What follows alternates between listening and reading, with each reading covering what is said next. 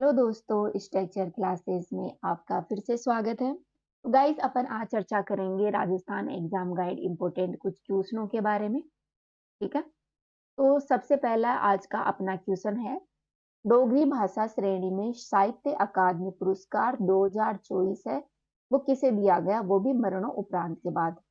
तो गाइस, हाल ही में जो डोगरी भाषा है, डोगरी लैंग्वेज है, जो कि एक बहुत ही प्रसिद्ध लैंग्वेज है, इसके इसके लिए एक पुरस्कार दिया गया है, साहित्य अकादमी पुरस्कार 2024। ये 2024 पुरस्कार है वो जो अपनी 8वीं अनुसूची है, जिसमें टोटल भाषाएं हैं 22। इन 22 भाषाओं को ये अवार्ड दिया गया है। इनमें डोगरी भाषा में जो अवार्ड दिया गया है वो चमन अरोड़ा को दिया गया है। इनकी मृत्यु के बाद ये अवार्ड इनको दिया गया है।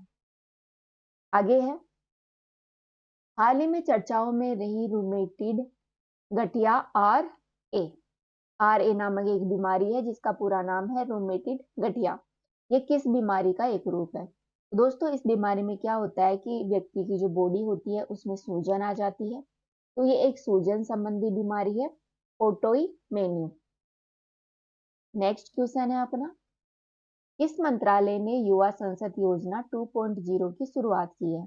तो दोस्तों, हाल ही में जो अपनी संसदीय कार्य मिनिस्ट्री है, उन्होंने युवा राष्ट्रीय संसद योजना 2.0 की शुरुआत की है।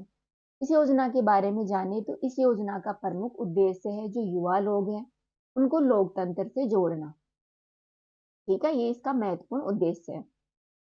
इसके अलावा युवाओं में अनुशासन की ठोस आदतें विकसित करना, दूसरों के विचारों के प्रति सहिष्णुता पैदा करना, साथ ही छात्र समुदायों को संसद की कार्य प्रणालियों और प्रक्रियाओं से अवगत कराना, सरकार की कार्य प्रणाली, संवैधानिक मूल्यों के बारे में व्यक्तियों को जानकारी देना, साथ ही युवाओं को लोकतांत्रिक तरीके से जीवन जीने के लिए उत्साहित करना, ये इसका महत्वपूर्ण उद्देश्य है।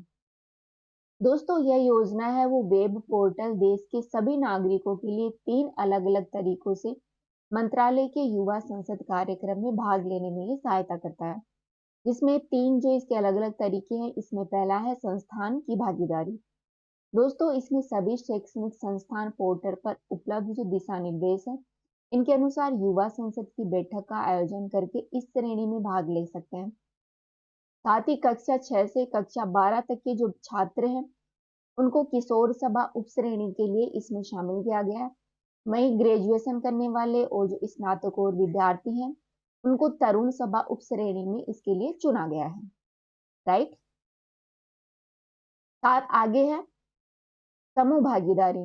दोस्तों, इसमें नागरिकों को एक समूह इस पोर्टल में उपलब्ध जो दिशा निर्देश है उसकी बैठकों में शामिल किया गया।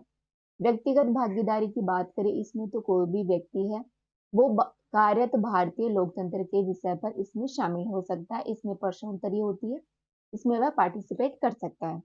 तो ये अपने जाना इस योजना के बारे में। आगे है, भारत में इंटरनेशनल बिग कैट अलायंस और इंटरनेशनल बिग कैट अलायंस के लिए नोडल एजेंसी के रूप में कौन सी संस्था है? Guys, international big cat alliance है, इसकी नोडल एजेंसी है national tiger conservation authority. Right, राष्ट्रीय बाघ संरक्षण प्राधिकरण। अपन यहाँ पर चर्चा करेंगे इंटरनेशनल बिग कैट अलायंस के बारे में, आखिरकार ये है क्या। दोस्तों, इसका प्रारंभ है वो 2023 में अपने प्रधानमंत्री नरेंद्र मोदी है उनके द्वारा की गई थी। कब की गई थी? जो प्रोजेक्ट टाइगर है, जो प्रोजेक्ट टाइगर शुरू किया गया था 1975 में, उसकी 50वीं वर्षगांठ के अवसर पर इसकी शुरुआत की गई थी, जिसे फरवरी 2024 में जो अपना केंद्रीय मंत्रिमंडल है उसके द्वारा औपचारिक रूप से अनुमोदन किया गया है। इस इंटरनेशनल बिग कैट अलायंस की बात करें तो यह जो अपना जलवायु वन एवं पर्यावरण मंत्रालय है, ministry of environment and forest climate change है, इसके तहत ये नेशनल टाइगर कंजर्वेशन अथॉरिटी के तहत आती है। अर्थात इसकी नोडल मिनिस्ट्री है राष्ट्रीय बाघ संरक्षण प्राधिकरण। दोस्तों, यह संरक्षण विशेषज्ञता का साझा करने, संरक्षण पहलों को वित्तपोषित करने, साथ ही ज्ञान का संग्रह बनाने के लिए वैश्विक स्तर पर कार्य करती है। राइट। इसके अलावा इसके उद्देश्य की बात करें तो जो बिग कैट की 7 प्रजातियां हैं, कौन कौन सी हैं? बाघ, शेर, तेंदुआ, हिम तेंदुआ, चीता, जगुआर, प्योमा आदि का संरक्षण करना इसमें शामिल है इंटरनेशनल बिग कैट अलायंस में। तो पूछ लिया जाता है एग्जाम में कि जो 7 प्रमुख प्रजाति है बिग कैट की, उसमें कौन-कौन शामिल है? तो ध्यान रखना कौन-कौन है, बाघ है, टाइगर है, शेर है, तेंदुआ, हिम तेंदुआ, चीता, जगुआर और प्योमा।